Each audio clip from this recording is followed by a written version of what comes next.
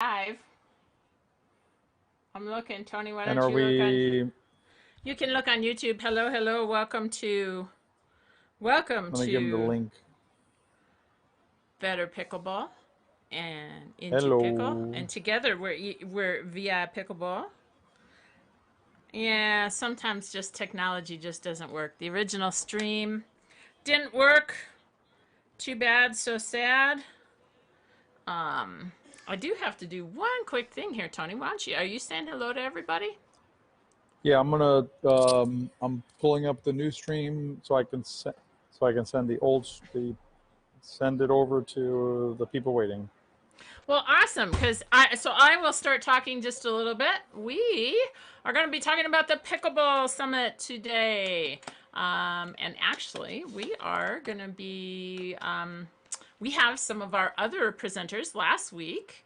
We had Barrett Kenchelo from Pickleball Kitchen come and talk to you a bit. And now we are going to have actually two, count them, two special guests for this afternoon. And we'll be telling you who they are. They're going to be one of our keynote presenters. So make sure that you stay tuned. But in the meantime, we're going to be talking about all sorts of different pickleball stuff. And you might be able to tell Tony's working on getting the YouTube stream, getting people up to speed on the YouTube stream. Sorry, we've had a little tech problem, but he is in the airport because he is on his way, not to San Jose, but he's on his way to, where are you going? Atlanta. He's going to The Atlanta PPA in Atlanta. Yep. for the PPA. Play a little bit of pickleball. Uh-huh. All right. Play my friend Marcus Luke. We're playing in the tournament tomorrow in Senior Pro, so should be fun. So Tony, did you tell everybody where we are? Have you found the people over on YouTube to let them know where we are? Yeah. Yep. All right. Yep. Okay. I have to get our stream because we have some people in our in via Pickleball who are looking for us as well. So Tony, what's coming up in Atlanta? Tell us who you are playing with in Atlanta.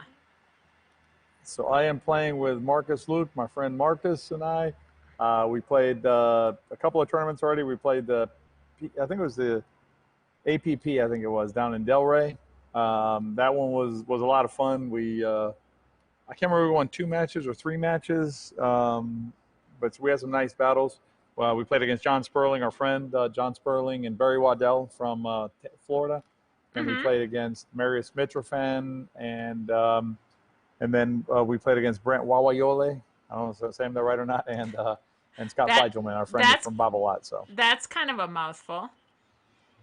Yeah, there's a lot of W's and A's, but super nice guy. And Scott Fleigelman, our friend from Babolat, am I allowed to say he's going to be one of our presenters? If not, then I said it. So. Gee, so Tony, is he gonna be one of our presenters? What do you think? I am 93% sure he's going to be one of our presenters. And what do we think he's going to talk about? You might as well tell people what he's going to talk about because it's pretty cool. Yeah, they have Babolat obviously has a long history. Kind of interestingly, I'll tell you this. So Babolat actually, it's a French company. They're a tennis company, right, originally, or that's what they're known for.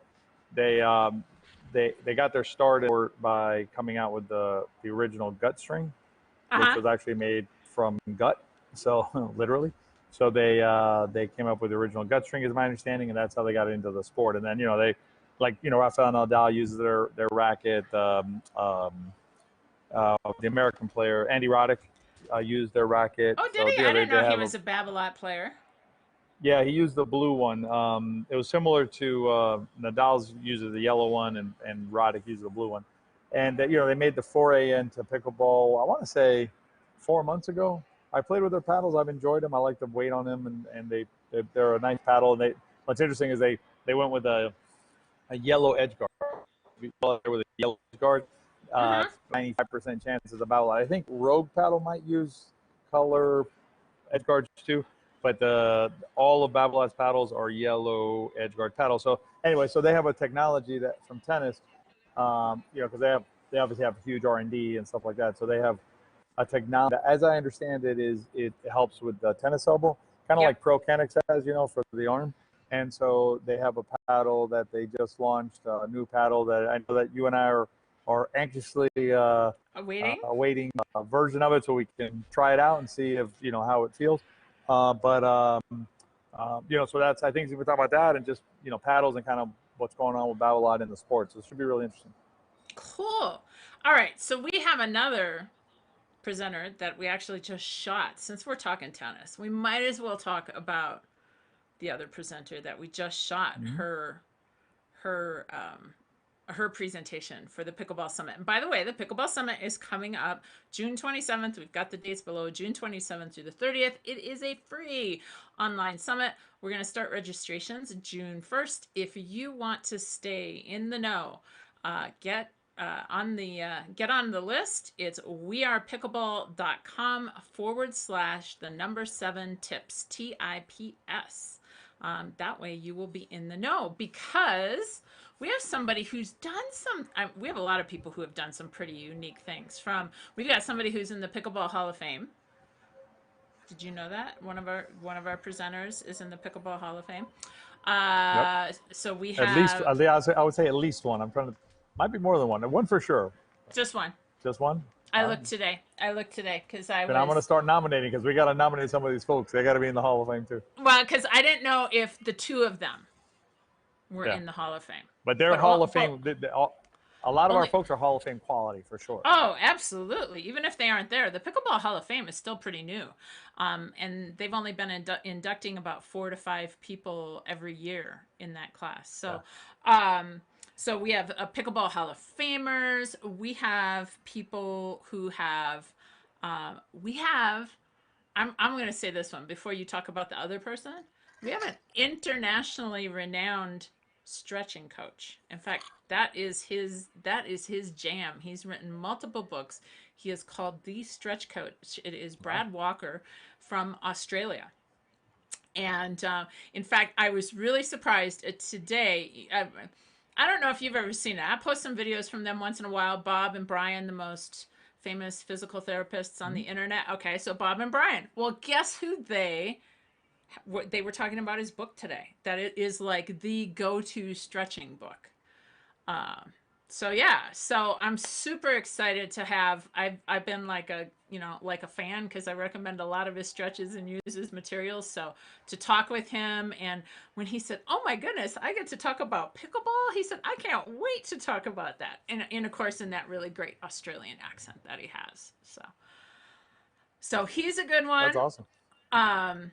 So are we going to talk? You want to talk about the gal that we just talked to?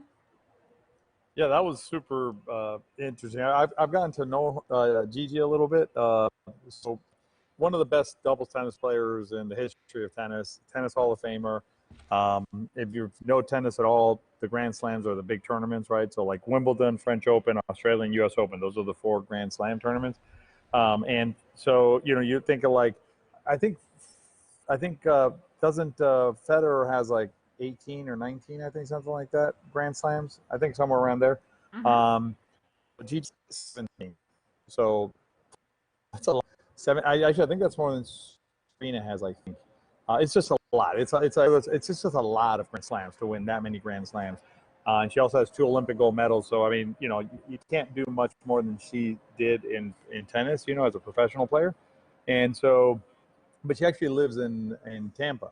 And I met Gigi, I want to say like 2 months ago or something like that. She actually got introduced to pickleball by Sarah Ansbury, who, if you've been around pickleball at all, people know who Sarah is. Because Gigi is sponsored by Head Company, and Sarah's obviously, I'd say Sarah's the highest level, the most renowned head player right on the circuit. Yeah. And so they met, and then Sarah introduced Gigi into pickleball. And Gigi's sister, who lives in Tampa, also plays pickleball with her along. So Gigi started playing pickleball. And so I got invited to play with her and drill with her a little bit and get to know her. And so when we mentioned the summit, we asked, CJ and I asked Gigi whether she would give us some thoughts about her experience coming into pickleball as a really, obviously a top level athlete in a racket sport, tennis, but in a racket sport, and kind of her experience of the transition over to, not transition because she still plays tennis, but like adding it to her repertoire. And it was fascinating, that conversation, to just get, again, I'm a tennis player my whole life, so to get to speak to someone who played tennis at that level with that proficiency, right, and to get to see what's going on in her mind a little bit. Like one of the things she talked about, CJ, if you recall, was actually it was interesting about how pickleball can help you with tennis. And one of the things she talked about was movement. And, tennis is, and something CJ and I, one of the things that we work on with the folks inside VI Pickleball is movement, right? Because, we've talked about this before, but like, if I could pick movement over stroke mechanics, I would pick movement, because you need to be in the right space. If you're not in the right space on the court, I don't care how good your shot is, you're not going to hit it, right? Because you're not where you need to be. But anyway, she was talking about how movement on the pickleball court, because the way the ball moves and doesn't bounce up as much, you have to be really fast and agile. And that then translates for people like players like her who still play tennis. She's seeing how like pickleball is positively impacting her tennis. So it's a really interesting to see kind of that cross training and thinking about the game. So it was really interesting conversation. Well, and in that interview, I pulled the same thing away when she talked about footwork being a priority, and for pickleball. And to me, okay, so here's my pet peeve. Okay, we get on YouTube, and and anytime we post a footwork video, it's like crickets. Right. And the only reason it's crickets is because people don't watch it. And there is just no more of a fundamental thing for quickness than footwork. And everybody wants to be quick, but it literally starts at your feet. And which is something that she shared. And I'm going to kind of segue off of that, because we're not going to ruin her whole. You're just going to have to tune in and see what she said, because she said some really good things, some super cool things. And if you missed, Tony was cutting out just a little bit. It's Gigi Fernandez, who is a 17-time Grand Slam champion, count them, 2 Olympic gold medals. That's pretty cool too, right? To have those 2 gold medals hanging around your neck. But I want to talk about this. Dale Cassell, who is our lovely lady of the chat sometimes. I mean, she helps us out a lot on YouTube and inside VI Pickleball. Her and I were talking last week, and she had she's one of the hardworking ambassadors out there. And if you're an ambassador, and I know we got Sudi on here. I saw Sudi is here. Hello, Sudi. And I know Sudi's an ambassador, so thank you to everybody who works as an ambassador. That's a what, not highly paid, very very intense position. But anyway, Dale was helping some people who were beginners, and she mentioned that in the last couple weeks she's seen some people fall on the pickleball court. And she said one person was really very she described as pretty fit, pretty agile. And I said one of the things that happens is as we get older, we tend to stand very, very tall. So when we start moving laterally, if this is my legs and this is my top, if I'm standing real tall, it's much easier to tip than if I'm bent and I'm lower to the ground, if I lower my center of gravity. And as we age, we sometimes start standing real tall. And now we throw in this lateral movement of pickleball.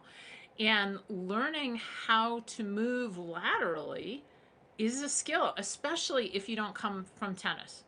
And in fact, though, I would even challenge this. One of the things that Kevin Huckle from Tyrol Pickleball Shoes, what he says, the difference between the pickleball shoe and the tennis shoe is the pickleball shoe is built for more lateral motion, because when they did all the testing, there's more lateral motion in pickleball than there is in tennis. So it goes down to your feet. So I agree with you, Tony. What you got to say about that? Yeah, definitely the lateral movement. When I transitioned it from tennis to pickleball, one of the things I was surprised at was, I think one of and actually one of the things that Gigi we were joking around with her about was how, how the kind of like, if you haven't played pickleball, if you haven't played pickleball before, then you might think that pickleball is going to be easy, I guess. You know, easy in quotes. I kind of like just kind of a fun time on the court, not realizing how much exercise you're going to get. And even Gigi is like, you know what? She's like sweating through shorts out there playing pickleball because the movement is intense, right? It's short bursts, right? But it's definitely a great workout, and that movement is really it's really you know, I mean, it's just so important to pickleball, just like um, uh, any other sport, right? But pickleball is not a lesser sport than any other sport, and sometimes I think it gets that sort of rep with some non-pickleball players. They look at it as like not a serious activity, and then people who play it, even a player as Gigi's level, comes in and goes like, "Wow, this is serious," you know. So Yep. definitely. Absolutely. CJ, there's a question out there. Can we take a question real quick? We can, and I tell you what, if you've got some questions, I'm watching Facebook, Tony is watching YouTube, so if you have some questions, feel free to put your questions down in the comments, and we will And answer TJ, them. real So, quick, there's some people who are still on the, actually, even if we announce it, they're not be able to see it anyway. So I'm trying to communicate with some of the people. That's why I'm a little distracted because there's some folks still on the other thing. So I'm trying to bring them yeah. over little by little. So, Unfortunately, when you use technology, we started a stream and it just didn't. It quit right away, so we can't go back to that old stream. So we just had to start another yeah, it's one. a Sorry, weird glitch in the system, but yeah, definitely. just the way it happens. So, yep. So the question from Crazy Five Cool, good name, is, and you're gonna like this question, CJ, because we were actually speaking about it right before we came on. Is, do you guys have pickleball camps?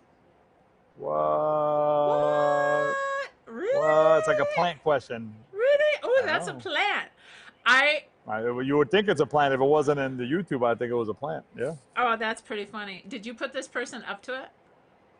No, it was the first question asked. Bob said hello. He said he found us. I said hello to Bob, and then Crazy Five Cool Crazy Five Cool. asked that question. We kind of got to meet who Crazy Five Cool is. That's like too good of a I want to handle. know why the five, but Crazy Cool I get. The five I want. So I have to tell you, I'll let him talk about the dates. Tony and I have been trying to do a camp since February. I had tickets to go to Florida. I bought them in December, had tickets to go to Florida, and at the time nothing was opening up, and so we kind of shelved that. And then we started looking at Tahoe, because who wants to be in Florida even right now? It's getting kind of hot by you guys, isn't it? I think a little bit. Yeah. Yeah. Yeah. So we talked about coming to Tahoe, and you've never been to Tahoe, right? No. Oh, Tahoe is amazing. Tahoe is amazing in the summer. It is just well, Tahoe is amazing to me in the winter. It's just has a lot more snow, but Tahoe is amazing in the summer. So you want to tell them? I want you to tell him. You want me to tell them? I have the better audio today. Tony's sitting at the airport. So we just got confirmation. We are going to be running 2 camps here in Lake Tahoe, September 7th, 8th, and 9th, and again September 13th, 14th, and 15th. And in between those camps, we are also trying to run a Cal Neva Cup. Now, that might be premature. I got the confirmation on the camps literally just before we got on. I got a text from the Incline. I'm in Incline Village, Nevada, which is on the northeast corner of Lake Tahoe. We are on, I teach over at the Tennis and Pickleball Center. We just got 4 more dedicated courts. They just opened up actually yesterday. So we now have 12 courts. And we are trying to run 2 camps, and those are confirmed, 7th, 8th, and 9th, and the 13th, 14th, 15th. I am going to tell you this because I know we got some VI Pickleball members watching. You get first crack at the camps. So you get your entries first, and if they fill up with members, then we're just going to have to figure something else out. But so our VI Pickleball members get first crack at those camps, so don't worry. We'll let you know. Like I said, we just found out today. So what do you think? You're coming to Tahoe. I'm excited. I want to get out there and check that place out and go hiking and do all that kind of fun stuff out there. I want to see the mountain without the snow, kind of hike it up and see what's going on. So maybe do a toboggan or something. So CJ, real quick. So Crazy Five Cool says, A lot of us would go to Florida for camps. I no doubt about that, right? So we're definitely going to have some camps in Florida in the winter because CJ needs some break from the cold. I mean, she's a ski instructor as well as a pickleball and golf instructor, but you know, every once in a while you got to get like, you know, her and John get 7-10 days out away from the snow, maybe like in late January or something, or February. And then so we're definitely going to do camps in Florida for sure in the future. And then Crazy 5 Cool, ask how to register. CJ, where do you want me to send Crazy 5 Cool? So what I would tell you is if you want information about our camps, the easiest way to stay in touch with us is at wearepickleball.com/7tips, TIPS. Go there, put in your name and email address, and we will keep you updated with our camps. That's the best place to get us. And That's the best way to get on the email list. Yep, for sure. I'm going to put that in there. Now, speaking of camps, I have a buddy now actually you played against this young man. I have a buddy who's doing a camp on this coming weekend, May 25th. That's like Tuesday, right? This coming Tuesday in the Chicago area. And you played with the gentleman who's given us the camp, or who's given the camp. Dennis Navarto, right? Was it Dennis Navarto? Well, you played with, well, it's not Dennis, but Zane, yes. I know, okay. I figured the last name would give it away, right? So. What was the event that you played in? Because I mean, like you and Zane aren't in the same age group there, Tony. U.S. Open, the split age division, and I tell you, I've known Zane for a couple of years now, and he's not just one of the nice pickleball players and one of the best pickleball players, but just one of the nicest people you could have the pleasure of just chatting with. You know, I'm just a really nice person, very relaxed, very humble in a way that, you know, he does, you know, he's one of the best players, but you know, he doesn't have airs about him, just a really nice person. And so if you can make that camp, I would strongly recommend making that camp if you can make it. So it's being hosted by Dick Barton. And do you know how Dick and I met? Did I ever tell you that story? He wrote for Racquetball magazine, and he knew Laura Fenton Cavanda, and he saw her on my channel, and he reached out to me, and he and I have been communicating for several years, and he just does some great things for pickleball in the Chicago area. He's done some fundraisers. I think he had a group, he did some stuff for PTSD, if I'm not mistaken. I know it was a couple different fundraisers, and now he's got this camp, which is in, and I'll tell you where it's at in Chicago, because it's not like Chicago is a small area. It is in the Fitness Formula Club in Park Ridge, Illinois. And I put this email address in the YouTube or in Facebook, parkridgecitizen@gmail.com. If you want information, parkridgecitizen@gmail.com is where you would reach out to Dick. He said he has a couple openings in the 4.0 and I think 1 or 2 in the beginner group. So parkridgecitizen@gmail.com. Cool. CJ, before we go on to the next topic, just so people know what's coming up, you want to give them a little bit of tease on what's coming up? Yeah, so we've been talking about our presenters for the Pickleball Summit, and we have 2 of our keynote presenters. It's kind of like a 2-for-1, and it's really hard to get these 2 people on. It was just a miracle to get the 3 of us at the same time. I didn't know that. I knew one of them was coming. I didn't know the other one was coming. So when I turned on my system and I saw this other person, I'm like, oh my, I was kind of like shocked because because it wasn't who I was expecting. But we got together and they wanted to do a recording to talk to all of you because they're super excited to be on the summit. So we're going to play that recording coming up here in just a couple of minutes. So you want to make sure and stay tuned to see who they are. Actually going to be on Monday the 28th. They are going to be the keynote on Monday the 28th. And they're going to tell you I'm looking forward to that presentation for sure. That's going to be a lot of fun. So absolutely. They are super awesome people. Margaret, our friend Margaret had a couple of. You already teased it, right? So Margaret had a couple of comments on here about a camp she took. The 8-to-1 ratio. Apparently, they weren't doing a good job of keeping of moving between the courts and stuff like that. So it sounds like there was a little bit of an issue. Not in our camp, everybody. This is another camp that Margaret had an experience with. But she had a question for you, CJ. CJ, do you have drills for people over 50 for lateral movement? We do. Well, Margaret's one of our members, right? You're talking about Margaret, who's our member. Yes? Margaret Dunbar, I believe so. Yes, Margaret, who's our member. Yes, inside of your footwork,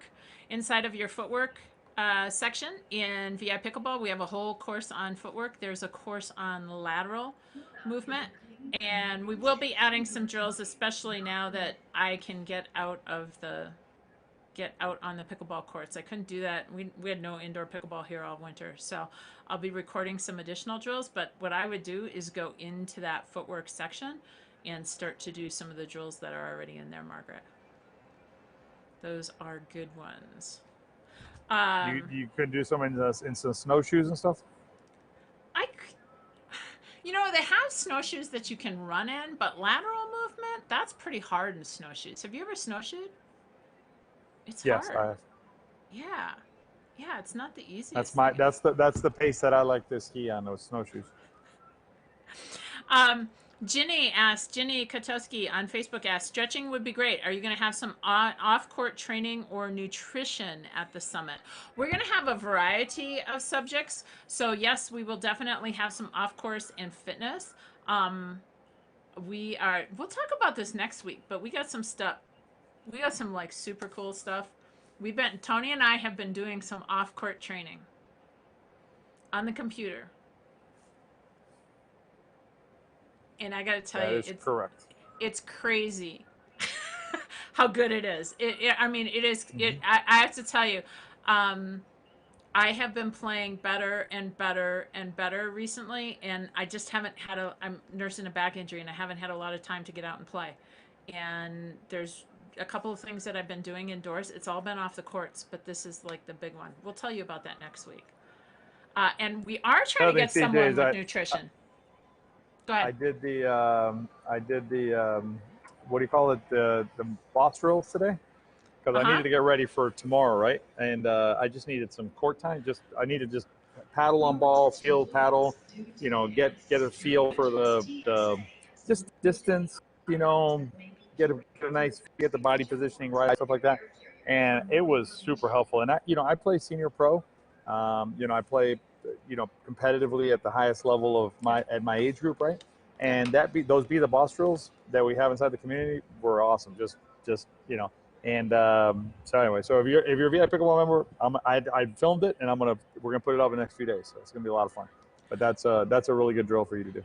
Well, and here's the deal. Here's what we want to talk about, because I got to tell you, we've been talking about this recently, because now that people are getting back out on the courts, and it's like there's this either or mentality. Either I'm playing pickleball or I'm practicing. No. If you want to become a better pickleball player, you need to learn to combine the two. And too many times we spend 90% of our time or more, for some people, just playing. That's not going to make you better. Can I add something to that, CJ? Absolutely. Because I agree with you 100%, right? That if you want to be a better pickleball player, you need to spend some time other than playing pickleball, right? But to me, right, CJ, it's more than that. It's if you want to walk around better, like if you want to get out of bed better, if you want to just not have pain when whatever. I mean, I'll tell you, I've been working on the mobility stuff that you and I have been talking about and working on. That's changed my life. Just my knees, my hips, and it's not complicated stuff. It's just, but you have to do it, right? And so, it's this idea that like either I'm playing pickleball or I'm doing nothing. I don't get that, but whatever. I digress.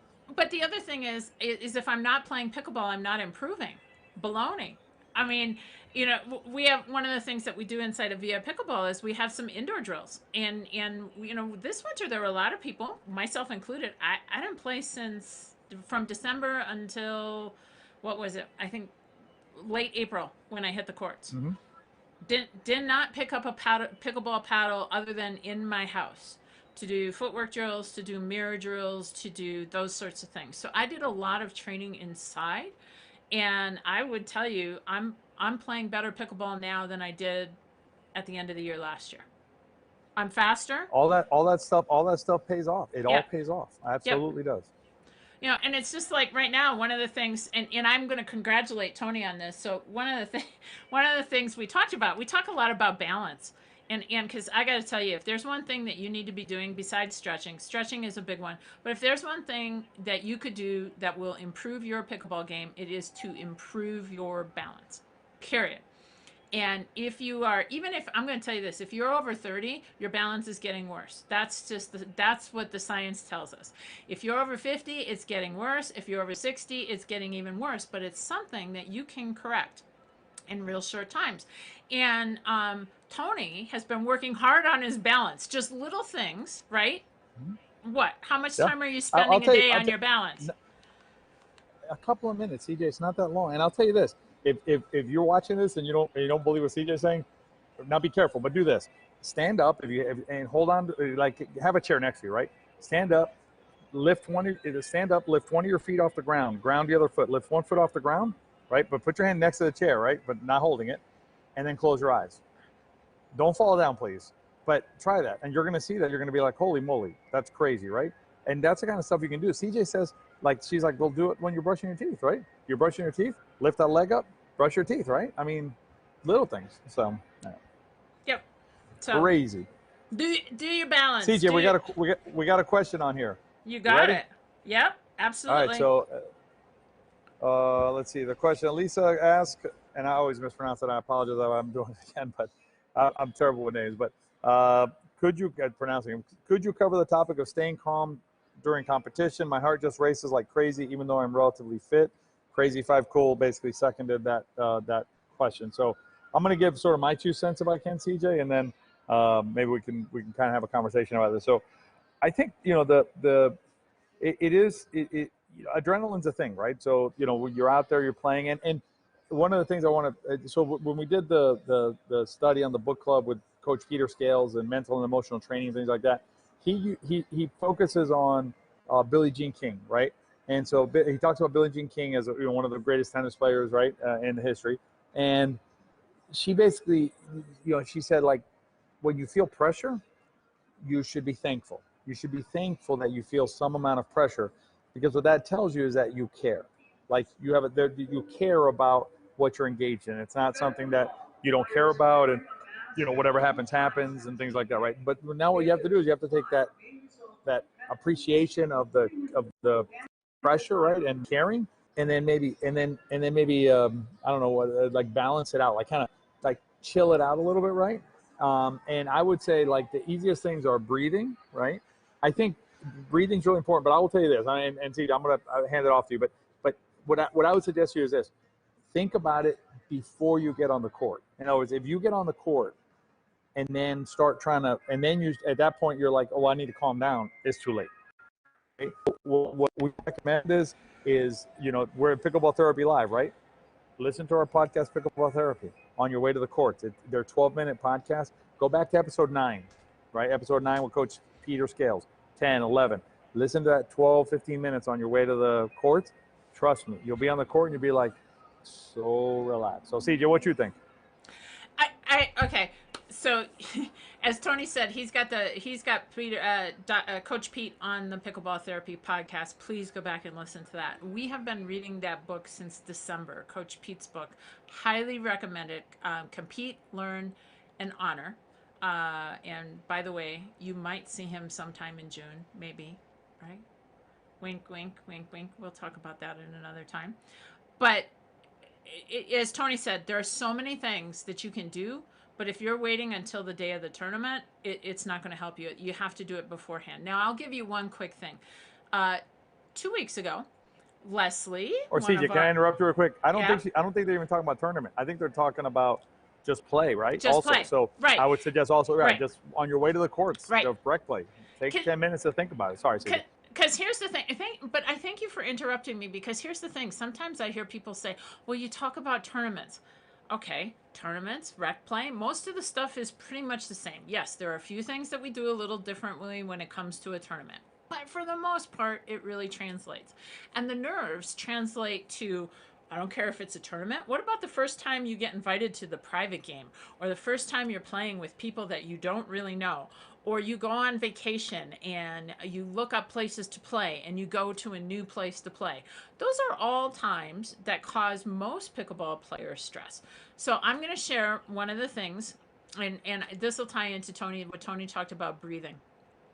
One of our VIP members, Leslie, is, I may say this wrong, her exact specialty, but I think it's a psychotherapist. So she teaches breathing to control anxiety. And she said the important part about breathing, and this is where most people get it wrong. She said, you hear people say, take a deep breath.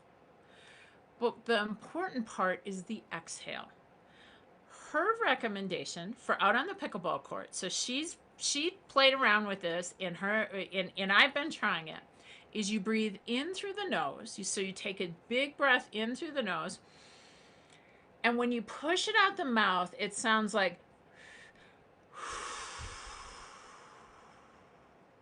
So the second exhale is prolonged. It's very, very long. She said that type of breathing is not necessarily athletic breathing to try and control, to try and get back in a point after you've just been run around the court to try and catch your breath. She said that style of breathing helps to control anxiety. So in big inhale in through the nose, and then like a really long exhale. Push all the air out of your lungs. And if you try it, like I said, I've been playing around with it since she suggested it. And it's so easy to do because you can do it in between points in just like 3 seconds, 5 seconds. Doesn't take any kind of thought whatsoever. So try that breathing technique. And then listen to the podcast. Let's see. I'm getting them the link, CJ, real quick, and I know we gotta go to our guest speakers for the evening, but I'm gonna put the link up real quick.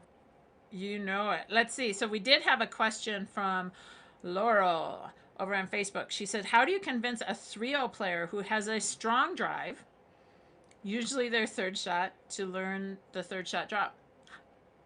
Make them play against 4-0s." Tony, any other questions? I mean, what would you say? Sorry, I muted myself. So yeah, that's always a challenge, right? So like, basically the question is, how do you get, regardless of level, how do you get a player to adopt or incorporate a soft game? I've had that conversation with players who've been playing for years in an area here in Clearwater, in Tampa, and they just refuse to adapt, right? And so what I would say to them, and what I've said to them, not what I would say, what I've said to them is, that's fine, but then you're going to run into a player like me or like CJ or like, any player who can like play pickleball, and you can't win. And actually, that's something that Gigi mentioned, right? I mean, Gigi can hit the ball as hard as anybody on this, that's on here, right? And she learned. She's like, I can't win by cramming balls at people. At a certain point, it doesn't work. So the best medicine is going to be the hard medicine, which will be when it doesn't work anymore. So otherwise, the problem is you're probably I want to say wasting your time, but you're probably not going to get far with trying to convince them otherwise. Well, so. And I wasn't joking when I said have them play, especially I think if they're a 3-0 player, have them play against somebody who's a 4-0. And the minute that person is a more adept blocker and can read the shots, like Tony said, they can't win. But then the other thing you can do, invite them to the Pickleball Summit, because Gigi talks about that. And she talked about her learning curve. We're not gonna give away her whole talk, but that's what I think if you're having a hard time showing a person the merit of that maybe that message in a different package might help, possibly. And she's not alone in that. Several of our speakers will be speaking about the modulation of it, or like pace of the game and things like that, those kind of concepts. And once you start really mastering that, and going back to the question I was asked about, when things get too fast in our minds, when things get tense, slowing the game down both strategically and in our minds will greatly improve your game. Greatly improve your game. So. Absolutely. Absolutely. We are about to show our video from our two presenters coming up. Before we do, I'm looking forward to it. It's going to be fun.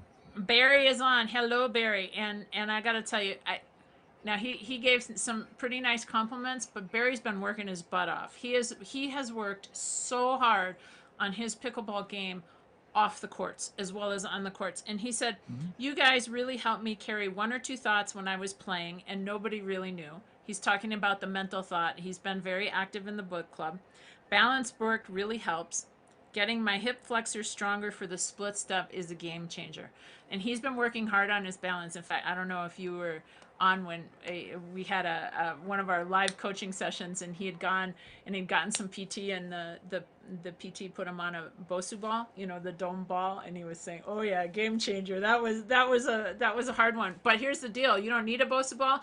If you think you have pretty good balance, throw a pillow on the floor and stand on the pillow. That'll challenge you.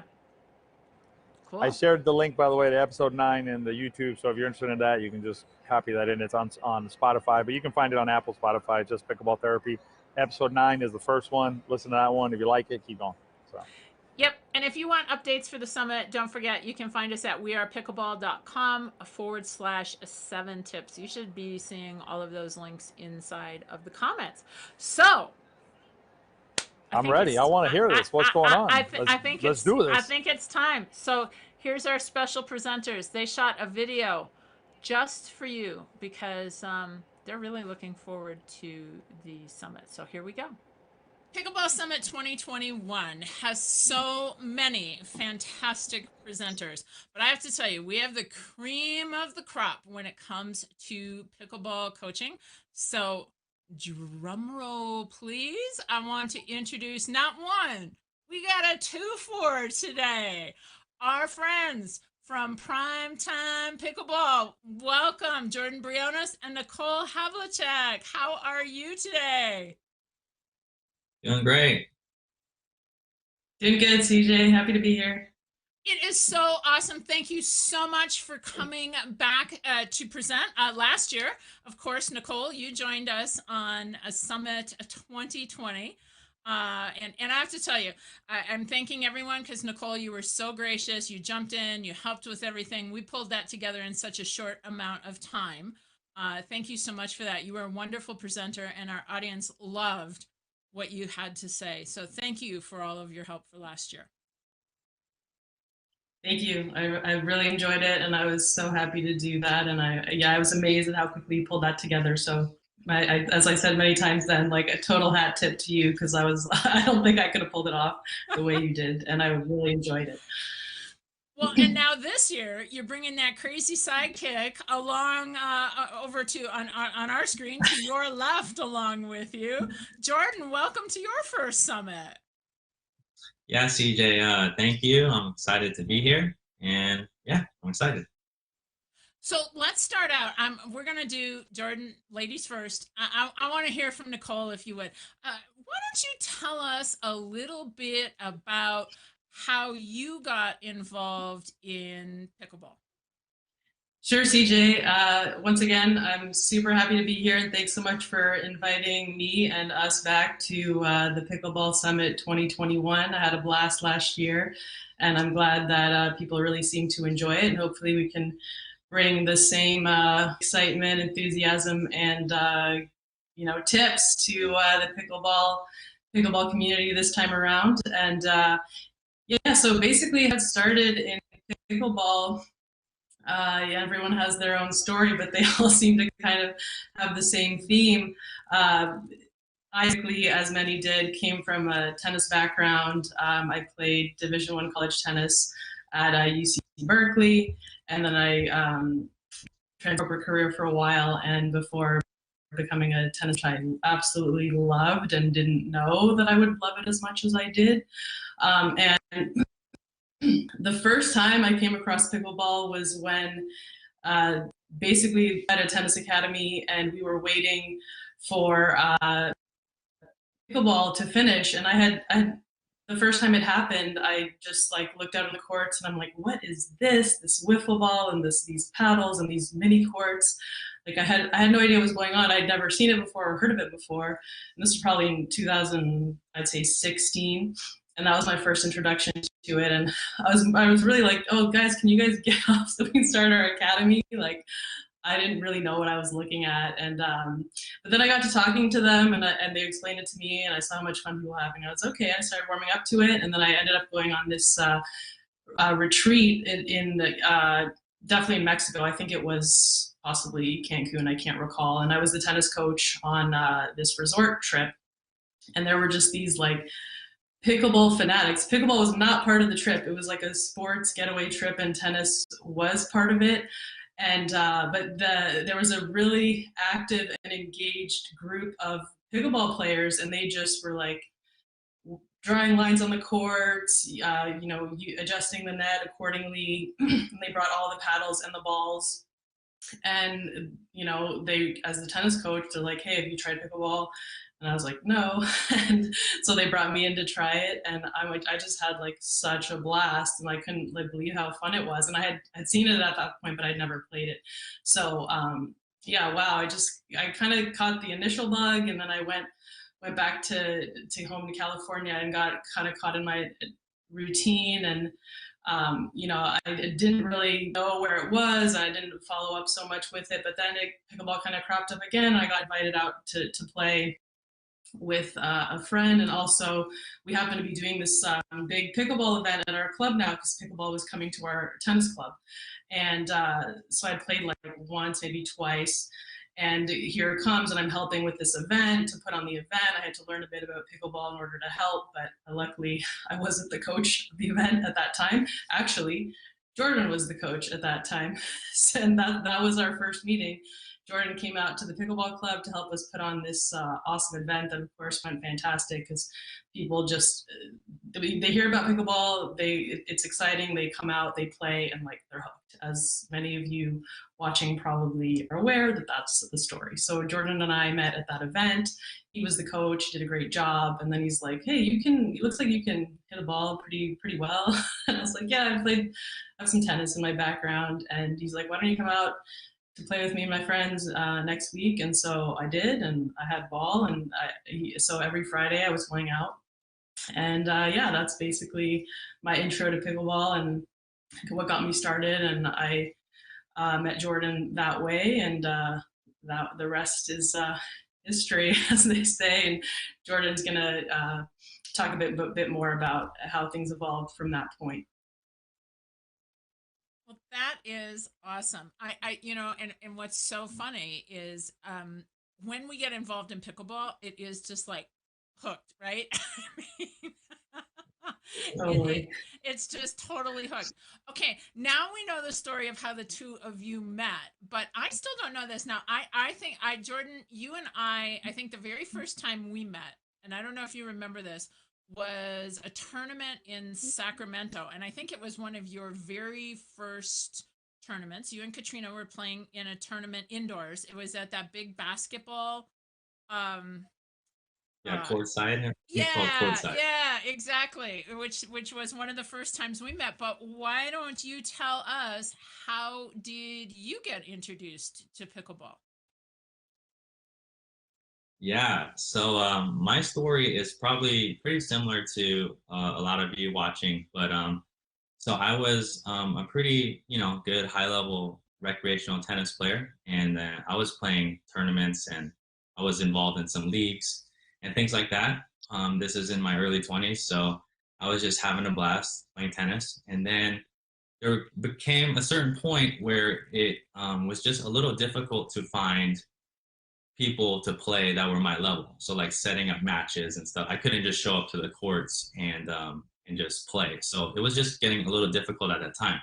So then one day my dad called me and he said, hey, I went to the gym and there's this guy talking about pickleball and he used to play tennis and he's playing that and he's inviting me this Saturday, why don't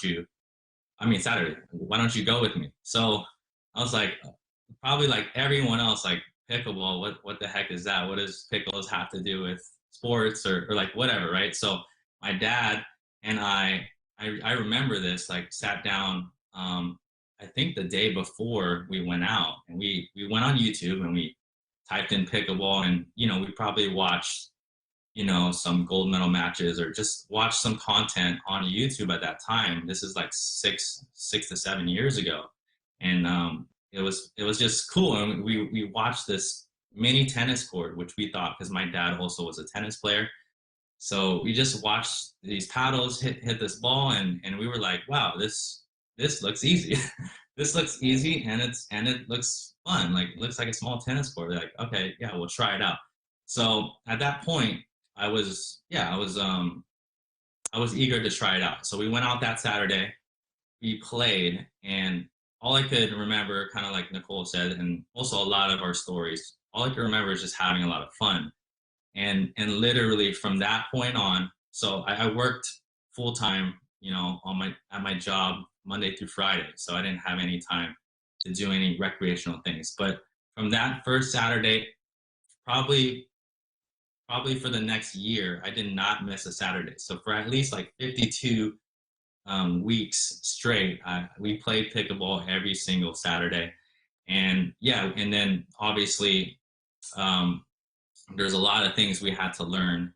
I started out, as you could classify me as that typical banger, but I started out hitting a lot of the balls hard, and kind of playing tennis on a pickleball court. And a lot of you watching probably know, on whether you're on the side that you were a tennis player or you're on the side where you're receiving a lot of balls hit hard at you. I kind of started that way, and then I began to really develop the strategy of the game by watching videos on YouTube. That really helped a lot, and also just playing more with my dad. We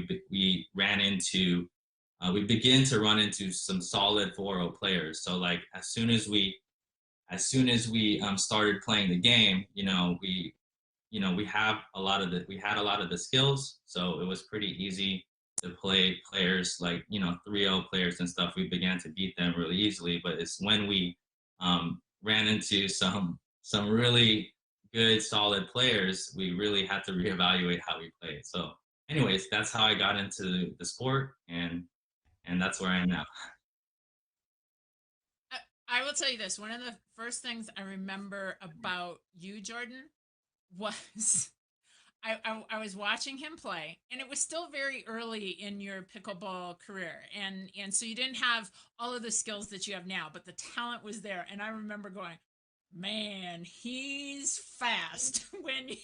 When he really gets the whole thing, when he understands all these pieces, he is going to be one heck of a player. And I mean, like right after that, you just took off. So and I wanted to personally just take a second and thank you both for all of the effort. Some of you don't realize the effort that goes into putting out a weekly YouTube video. I mean, I haven't talked to this. Nicole and I have talked a little bit about it. It's about 10 hours of work at least that goes into each video, from the planning stage to the shooting and the editing, and all that, at least at a minimum. And you have been rocking it. You've been doing it very consistently. So thank you so much for the content that you put out for the pickleball community to kind of cut through some of the not so great stuff that's out there.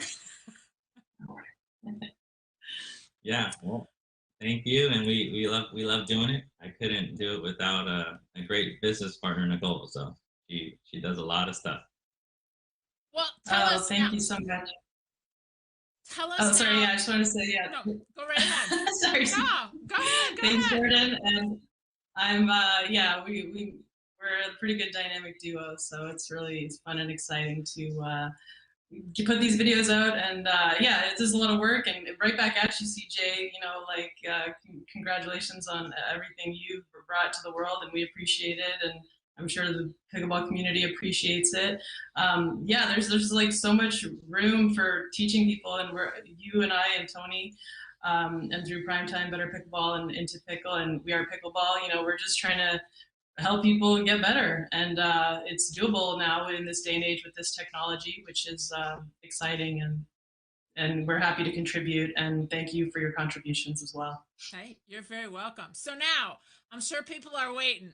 How, during the summit, can you give us just like a little teaser of I've seen now, fairness, I've seen the topic. You guys are gonna love it. You're gonna really love it. But they can't give it all away to you, otherwise, why would you tune into the summit? So can you give us a little teaser about your summit topic and how you're gonna be helping everybody to become better pickleball players? Yeah, absolutely. Can we mention the title, or are we? Sure, go ahead. Mention the title. Why not? Rock it. Let's go. Okay, I'll get to that. But yeah, basically, as Jordan and I were talking about our stories, it kind of reminded me that like everyone has a similar story. They haven't heard about it. They're like, what the hell is this crazy, excuse me, what the heck is this crazy thing called pickleball? And they show up, and in seconds, like they start hitting a ball, and after your first outing, you're like pretty well hooked in, as we've said a couple times. And at first, for the first, I don't know, it ranges for people a few weeks, few months, depending on how much they can get out. They just love to get out there and like whack the ball around, and just that in and of itself is a tremendous amount of fun. But human nature is such that when we're involved in an activity that we're excited about, we want to get better. So we start to see that there are things we can do and we all want to win. For the most part, competitive. So, and there's a lot you can do about that, right? And people start to realize that, oh, okay, like what can I do? And it falls in several buckets, but two of the main buckets are like technique and strategy would be the first ones. Kind of the other two are fitness and psychological, but those are a bit more down the road. when you get your technique and strategy dialed in, you can start to stack those things on. So let's talk really just technique and strategy for right now. Like you start to see, oh, I can hit it. If I hit it like this, I'll be more consistent. And if I hit it like that, I'll hit it harder. And if I do this, and it'll go softer, and stuff like that. So right away, you start to see some technical changes, as well as like, oh, if I hit the shot there, this happens, and then I can do this. Like, so you start to piece things together, right? And then quickly you'll probably learn that like technical change, they're both extremely important.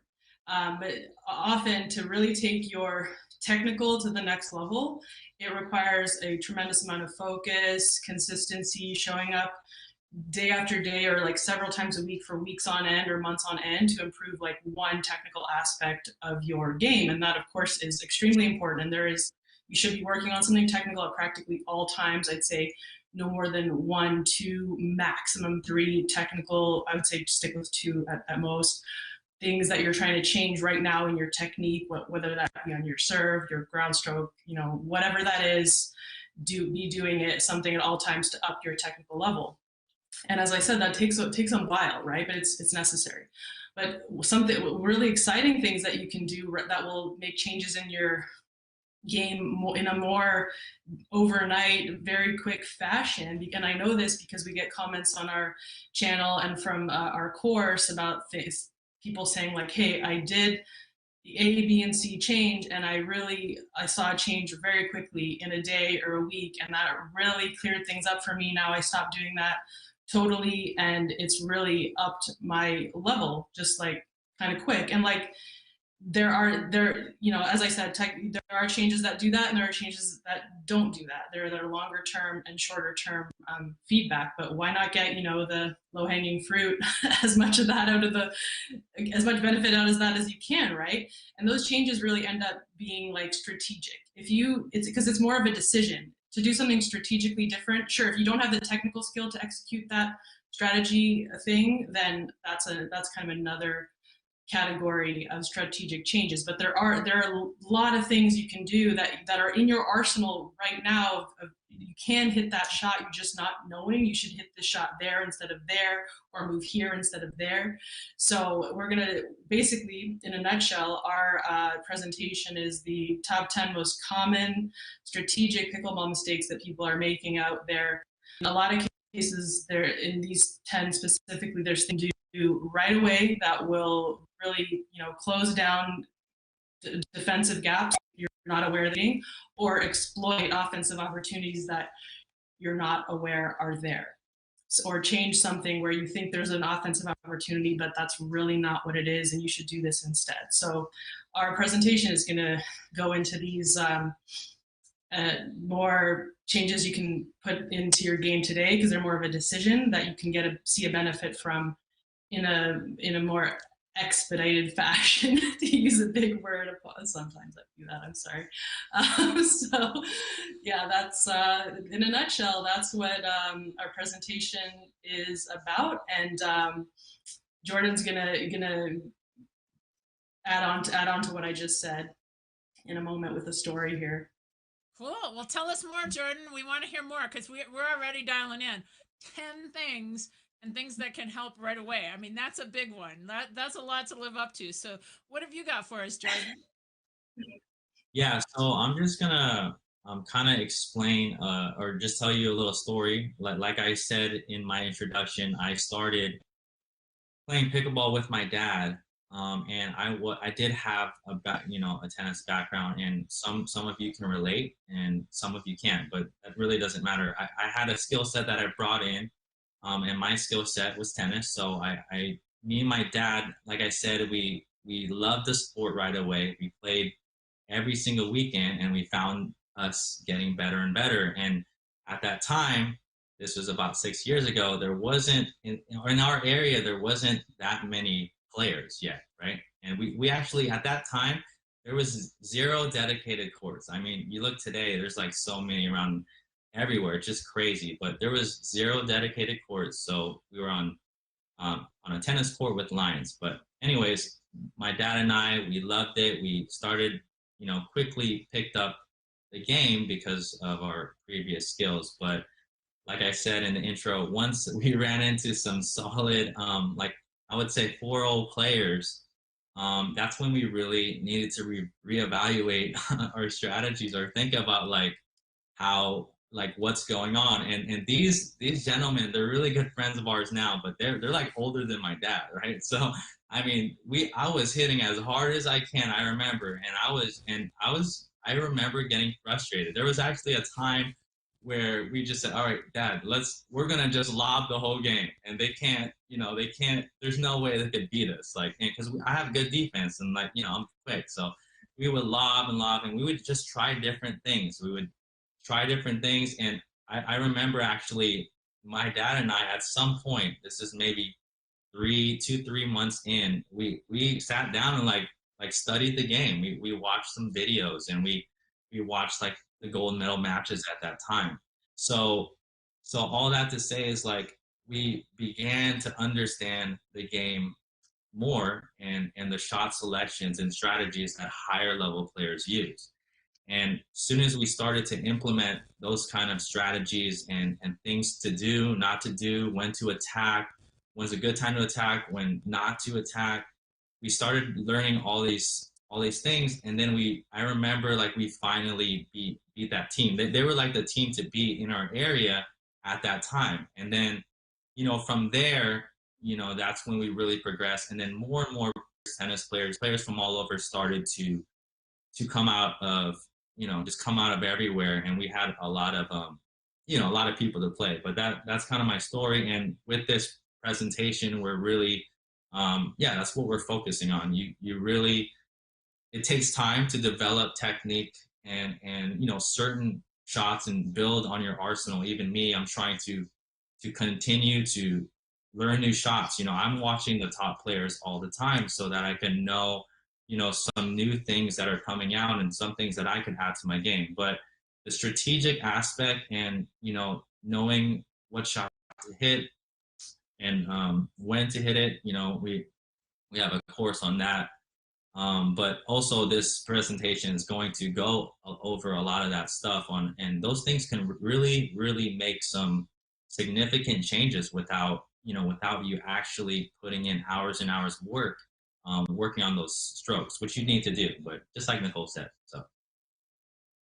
I don't know about anybody else, but I'm excited. And right now, we're going to have them presenting on Monday, June 28th. So don't worry about it. You're going to see more information, including a sign up link will be coming your way June 1st. But I just wanted to say thank you both. I got to tell you, getting all of us in the same place at one time to record this is no easy feat with everybody's schedule. So I just wanted to say thank you both for taking time out of your busy day, not just to do the summit, but to come and record this and to tell us, because I'm excited. I can't wait to learn from you two. All right. Thanks, CJ. We're Thanks, excited CJ. to present.